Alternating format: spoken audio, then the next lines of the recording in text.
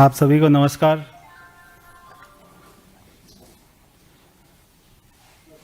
आज आपके सामने एक बार फिर से जो दिल्ली की जनता को धोखा देते आए हैं, अन्ना आंदोलन का सहारा लेकर, महात्मा गांधी जी की फोटो का सहारा लेकर, शहीद भगत सिंह जी, बाबा साहब अंबेडकर जी की फोटो का सहारा लेकर, आम आदमी पार्टी की टोपी पहनकर 1 रुपए के स्टैम्प पेपर के ऊपर में एफिडेविट देने वाला कि मैं सरकारी घर नहीं लूंगा, बंगला नहीं लूंगा, गाड़ी नहीं लूंगा, बच्चों की झूठी कसम खाने वाला दिल्ली का रहमान डकैत, और आज उसी के रहमान डकैत का धुरंधर पिक्चर का जैसे सीक्वल आया था 2, वैसे ही शीश महल 2 ये आज हम आपको दिखाने जा रहे हैं। केजरीवाल जी ने पहले दिल्ली में शीश महल बनाया, हम सभी जानते हैं। वो शीश महल कब बना? जब दिल्ली में कोविड की वेव थी, दिल्ली की जनता कोविड की दवाई मांग रही थी, दिल्ली की जनता मर रही थी, दम घुट रहा था। उस समय एक भी दिन दिल्ली के शीश महल का काम नहीं रुका, ऐसा केजरीवाल जी के आदेश थे।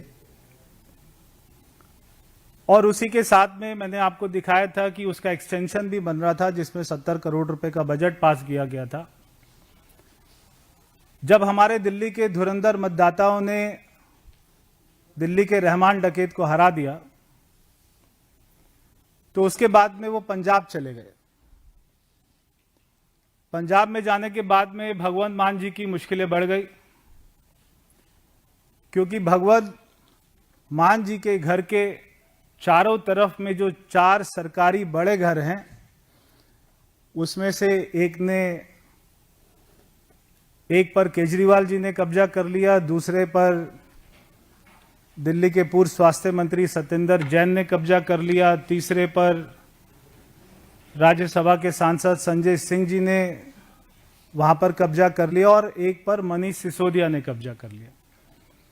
तो वहां पे पंजाब में भगवंत मान जी परेशान हैं कि आपने दिल्ली से अच्छा हरा कर भेजा और ये चारों तरफ मेरे को घेर कर बैठ गए। वहां पर उन्होंने दूसरा शीश महल बनाया। आज दिल्ली के अंदर में वो पिछले कई सालों से कोर्ट में जाते रहे, मुझे घर दो, मुझे घर दो, मुझे बंगला चाहिए, मुझे बंगला चाहिए। और जब उनको बंगला मिला, जहां पर वो कल हमें पता लगा कि उसमें शिफ्ट हुए 95 लोधी स्टेट, जब उसकी पिक्चर सामने आई तो हम हैरान हो गए। मैं सादगी से रहूंगा कहने वाला आदमी आज आलीशान तरीके से रहता है। अभी हम आपको वो सारी पिक्चर दिखाएंगे जो केजरीवाल जी ने अपने नए घर में किस तरीके से काम किया, वो सारा इसमें आपको दिखाई देगा। मैं सोचता हूं कि बार बार इतनी कसम खाने वाला व्यक्ति, उसको ऐसे घर में नींद कैसे आती होगी। मैं जब गया था शीश महल देखने के लिए, तो मैंने पूरे घर को दिखाया था देश की जनता के सामने। और मैं वहां पर जब मैं देख रहा था तो मैं सोच रहा था कि ऐसे सिल्क के कारपेट पे रहने के बाद, ऐसे करोड़ों रुपए बाथरूम में लगाने के बाद, ऐसे करोड़ों रुपया बेडरूम में लगाने के बाद में वहां पे नींद कैसे आती होगी? क्या आपको अपने आप से घिन नहीं आती? वहां पे सांस कैसे आती होगी? दम नहीं घुटता आपका? आप अपने परिवार के सदस्यों को शक्ल कैसे दिखाते होंगे कि पूरे देश में अपनी ईमानदारी का, सादगी का ढिंडोरा पीटने वाला व्यक्ति, अपनी जेब में 2 रुपए का रिनोल्ड का पेन लगाने वाला आदमी, शर्ट का, पैंट का एक्स्ट्रा लार्ज साइज पहनने वाला आदमी जब अपने घर में जाता होगा और उसके घर वाले देखते होंगे कि अभी अभी तो मेरे पिताजी इतना अच्छा भाषण दे के आए हैं सादगी का, ईमानदारी का, और अभी जब वो घर आते हैं तो एकदम से ऑर्डर करते हैं कि मुझे वियतनाम का मार्बल चाहिए, मुझे ऑटोमेटिक हमारे खुलने वाले कर्टन चाहिए। तो कैसे नींद आती होगी, कैसे सांस आती होगी, ये बहुत बड़ा सवाल है।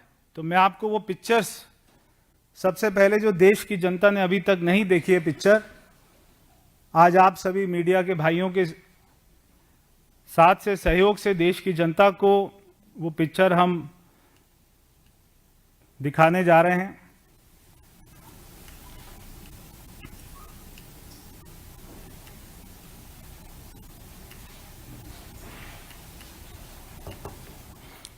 ये देखिए, ये इनका एंट्रेंस है।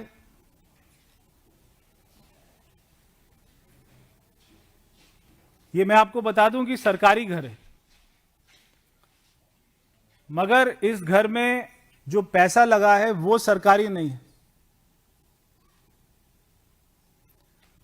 आपको ध्यान होगा जब शीश महल की बात आई थी और दिल्ली की जनता ने जवाब दिया था, तो केजरीवाल जी के पास में एकमात्र अपने बचाव में उनका डिफेंस था। उस एकमात्र डिफेंस को भी आज मैं खत्म कर देता हूं।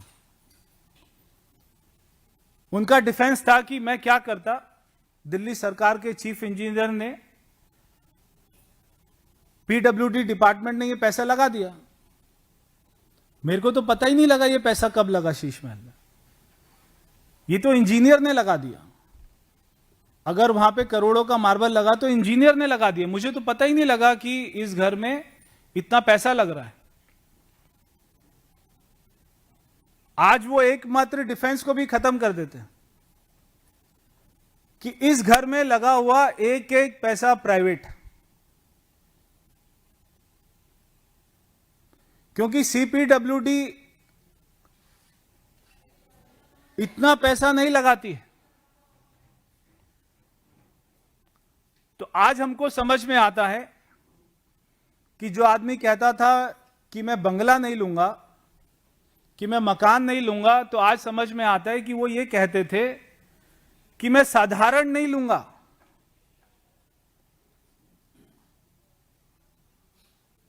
महल ले लूंगा, मगर साधारण घर नहीं लूंगा, मैं तो महल लूंगा। ये आज देखकर समझ आता है। ये देखिए, ये इनका ड्राइंग रूम है, ये इनका लिविंग रूम है। नीचे कारपेट देखिए, ऊपर का छत देखिए, ये इनके सोफे हैं। सोफा ऑप्शन 1, सोफा ऑप्शन 2, ये इनकी टेबल्स हैं। ये घर देखकर ऐसा, दिल्ली के ल्यूटन जो भी सरकारी घर हैं उनमें से शायद एक भी घर ऐसा नहीं होगा, शायद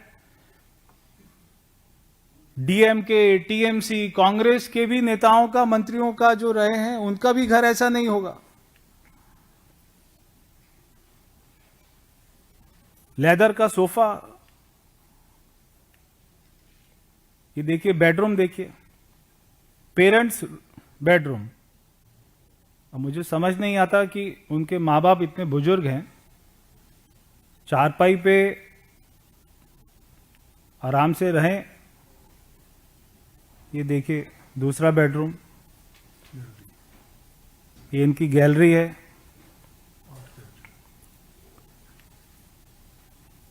ये एक और इनका रूम है, ड्राइंग रूम है।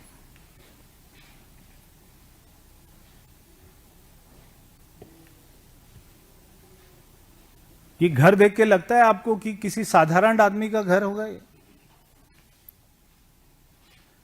ये है केजरीवाल जी का बेडरूम। ये ऐसा लग रहा है कि गोवा के किसी 7 स्टार होटल का स्वीट है।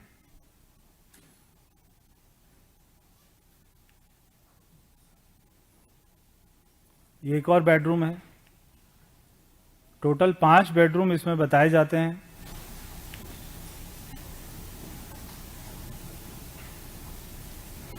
ये एक और कमरा है, एक और ड्राइंग रूम है। लेदर का सोफा है। ये है केजरीवाल जी का 95 लोधी स्टेट, उनका नया शीश महल।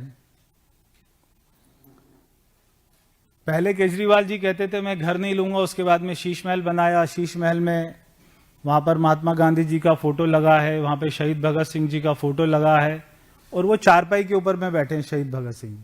वहां पे बाबा साहब अम्बेडकर जी का फोटो लगा है, वो साधारण सी कुर्सी पर बैठे, और वो भी ये सोचते होंगे अन्ना हजारे जी भी, महात्मा गांधी जी की आत्मा भी, शहीद भगत सिंह जी की रूह भी अगर वो कहीं पे देखती होंगी तो वो भी ये सोचती होंगी कि कितना बेशरम व्यक्ति है कि हमारी फोटो का उपयोग करके वो अपने घर को ऐसा बनाता है। तो जब केजरीवाल जी चुनाव हारे तो दिल्ली की जनता के सामने एक बहुत बड़ा सवाल आया कि केजरीवाल जी है कहां पर। केजरीवाल जी गायब हो गए। तब आज हमें समझ आया कि वो गायब नहीं थे, वो अपना शीश महल बना रहे थे, क्योंकि उनको पता था कि शीश महल में अब वो रह नहीं पाएंगे, अब उनको नया शीश महल बनाना था। तो जब जैसे दिल्ली में कोविड आया था, दिल्ली की जनता उनको ढूंढ रही थी और वो हमको कहीं पे दिखाई नहीं दे रहे थे। ऐसे ही जब दिल्ली में लोग पानी मांगते थे, बिजली मांगते थे, सड़कें मांगते थे, तो केजरीवाल जी अपना शीश महल बनाने में व्यस्त थे, और हारने के बाद अपना दूसरा शीश महल बनाने में वो व्यस्त थे।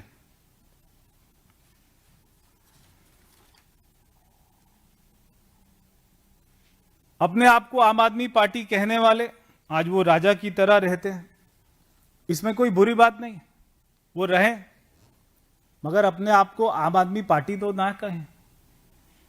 आपको अपने घर में प्राइवेट पैसा लगाना है, लगाइए, इसमें कोई बुरी बात नहीं, मगर उसका ढोंग करना, ऐसे कपड़े पहनना, टूटी हुई चप्पल पहनना, रिनोल्ड का साधारण सा पेन लगाना और अपने आप को साधारण व्यक्ति दिखाना, ऐसा ढोंग करना खराब है।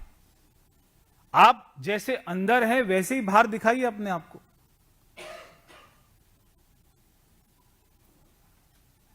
ये जो आपको पिक्चर्स दिखाई दी, ये केजरीवाल के भ्रष्टाचार और घोटालों का सीधा साधा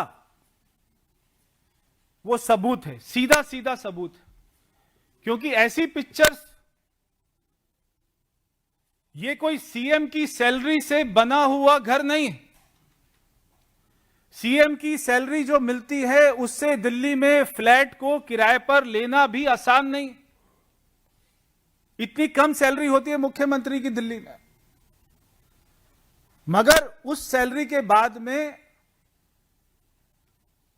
वो ऐसा घर बनाते हैं। हम जानते हैं शीश महल में तो जो शराब घोटाले थे, शराब माफिया थे, भ्रष्टाचार थे, वहां तो उनका पैसा लगा था। मैं ये पूछना चाहता हूं आम आदमी पार्टी से कि नए शीश महल में किन कंपनियों को फायदा पहुंचाकर उनका पैसा आपने लगाया है।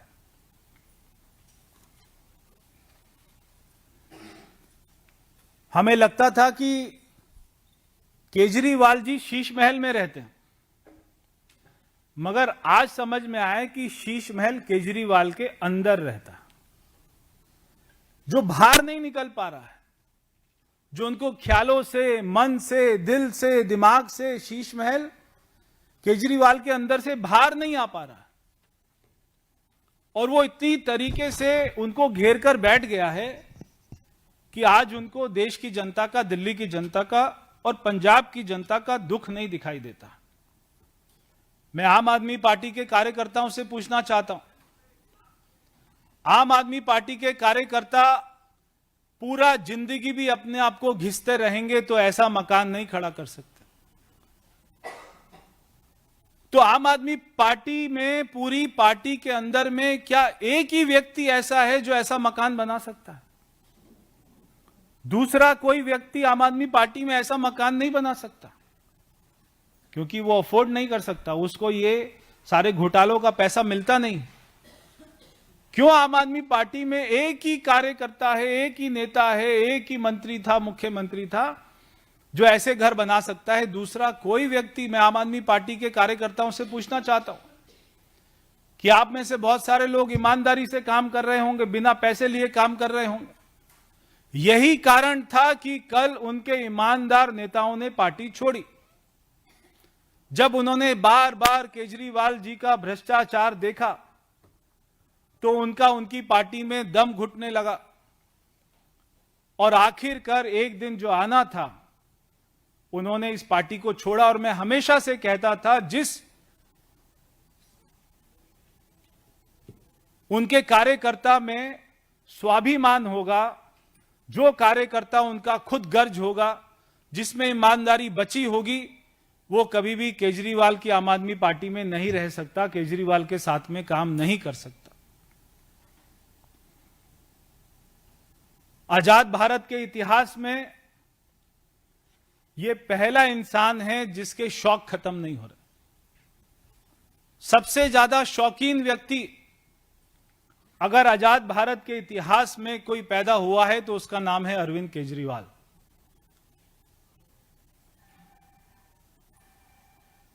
जिसके नवाब वाले शौक है।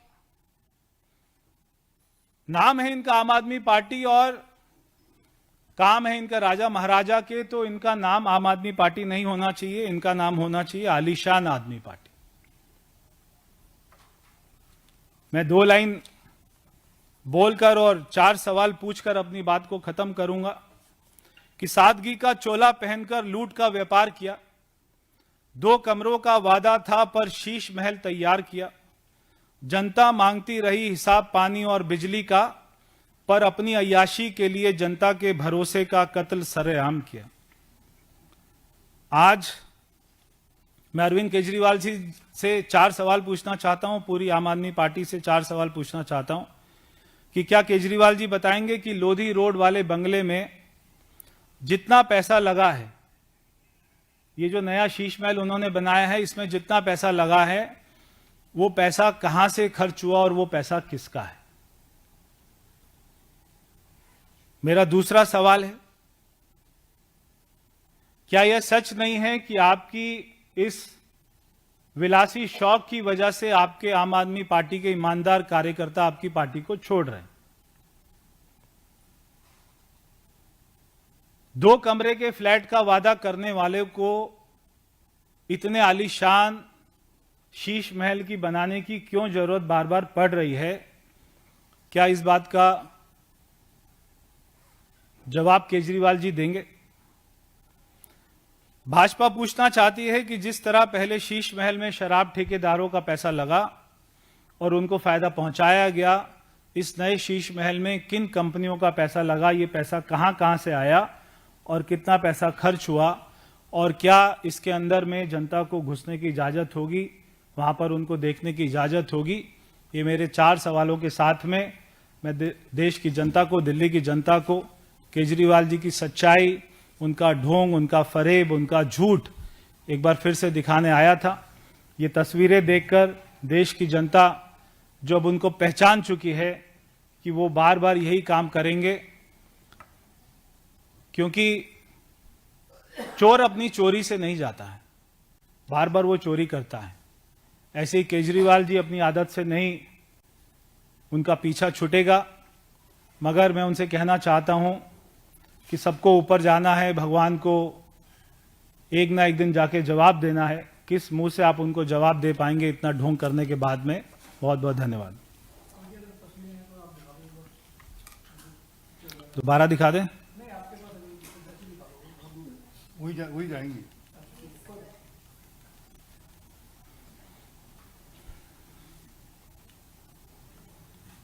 ये उनके पूरे घर का लेआउट है, जिसमें 5 बेडरूम है, 4 ड्राइंग रूम है, लॉबी है।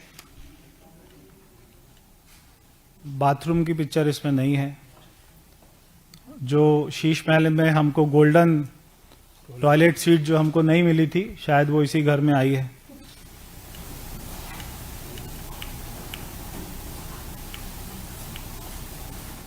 एक बार फिर से पिक्चर मैं आपको दिखा रहा हूं।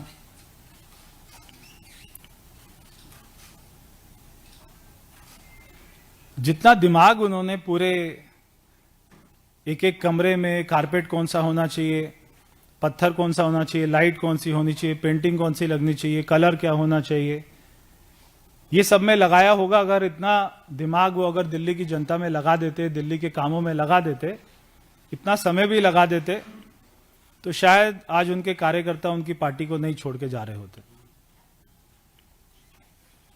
दिल्ली में भारतीय जनता पार्टी की सरकार जो काम कर रही है, इतनी मेहनत कर रही है, शायद उनको इसलिए करना पड़ रहा है क्योंकि 11 साल में उन्होंने कोई भी विकास का कार्य नहीं किया। ये सारी पिक्चर्स आपको भेज देंगे। बहुत बहुत धन्यवाद। अरविंद केजरीवाल जिस मकान में रह रहे थे वो अशोक मिश्रा का, मनीष सिसोदिया जिस मकान में अभी रह रहे हैं वो हरभजन सिंह का। इन लोगों ने लेकिन दोनों नेताओं में बगावत कर दी है। क्या करना चाहिए? दूसरे का मकान घर के लिए रह सकते या गड़बड़ कर जाते? देखिए, कोई किसी के मकान में नहीं रह सकता। तो हरभजन सिंह जी और जो है मित्तल साहब वो इस बात को तय करेंगे कि वो उनको लीगल नोटिस भेजेंगे या वो सीपीडब्ल्यूडी में कंप्लेंट करेंगे कि उनको उनके घर से निकाला जाए। उनको उनका घर मिलना चाहिए। सर, इस पूरे मामले पर जिस तरह से साहब आम आदमी पार्टी के सांसद बीजेपी में कल गए कभी घोषणा की, तो राजनीति भी हो रही है। संजय राउत जो है वो कह रहे हैं बीजेपी बकासुर वाली पार्टी है, किसी को भी खा जाती है। देखिए, अगर कोई अपनी पार्टी में जिसका दम घुट रहा है, कोई अपनी पार्टी में नहीं रहना चाहता, कोई देश के लिए काम करना चाहता है, कोई हमारे प्रधानमंत्री मोदी जी की नीतियों से प्रभावित है, कोई उनके साथ में पीछे रहकर काम करना चाहता है, कोई उनके साथ में मिलकर काम करना चाहता है, उस हर व्यक्ति का हमारी पार्टी में स्वागत है, जिसके लिए देश सबसे पहले है, उसके बाद में वो स्वयं है। सर, आम आदमी पार्टी कहेगी कि गुजरात में आम आदमी पार्टी जिस तरीके से उभर कर आ रही है, उससे मोदी सरकार इतनी डरी है कि उनके सोशल मीडिया पेजेस को बैन कर रही है। आम आदमी पार्टी का इंस्टाग्राम पेज मोदी सरकार ने बैन करवाया। देखिए, आम आदमी पार्टी जितना उभर के आ रही है, ये तो जो अगले साल में पंजाब का इलेक्शन है उसमें हमारे सामने आ जाएगा। धीरे धीरे जो इनकी राष्ट्रीय पार्टी का एक इनको स्टैम्प मिला हुआ है, जब इनकी सारी सरकारें चली जाएंगी, विधायक सारे हार जाएंगे, हर राज्य में इनका वोटिंग परसेंटेज इनका कम हो जाएगा, तो ये राष्ट्रीय पार्टी का भी और ये उसके बाद में जो इनको ये घर मिला है राष्ट्रीय पार्टी के अध्यक्ष के नाते, वो भी शायद एक ना एक दिन ये भी हाथ से निकल जाए। भगवत मान ने ट्वीट किया है, 7 मसालों का नाम दिया है और बोला है कि इन सबसे सब्जी तो बढ़िया बनती है लेकिन आपस में मिलकर ये सब्जी नहीं बनती। अब देखिए, भगवंत मान जी की कौन सी वीडियो बना रखी है अरविंद केजरीवाल जी ने, ये तो मुझे नहीं पता। बाकी उनका भी मन है जरूर कि वो कब अरविंद केजरीवाल जी उनका साथ छोड़ दें या वो उनका साथ छोड़ दें, क्योंकि जैसे मैंने बताया है कि पहले जो भगवंत मान जी के मुख्यमंत्री निवास के चारों तरफ में जो बंगले थे वो सारे खाली रहते थे। जैसे ये मनीष सिसोदिया, सत्येंद्र जैन, अरविंद केजरीवाल दिल्ली से हारे, सबने उनको घेर लिया है। अब वहां पर भगवंत मान जी का भी दम घुट रहा है। अब वो किस प्रेशर में, कौन से वीडियो के प्रेशर में ये सारी बातें बोलते और पार्टी को नहीं छोड़ रहे हैं, और नहीं छोड़ेंगे तो उनका भी हाल वही होगा जो आने वाले अगले साल में वहां पर आम आदमी पार्टी की सरकार का होने वाला है। सर, पंजाब से भी जैसे केजरीवाल सरकार में कई वादे थे पूरे नहीं किए और वहां पे क्या लगता है कि पंजाब में कोई पार्टी टूट सकती है? आपने भगवंत मान का भी कहा कि पार्टी, देखिए, पार्टी टूटे या नहीं टूटे, पंजाब में उनकी सरकार का जाना तय है। धन्यवाद।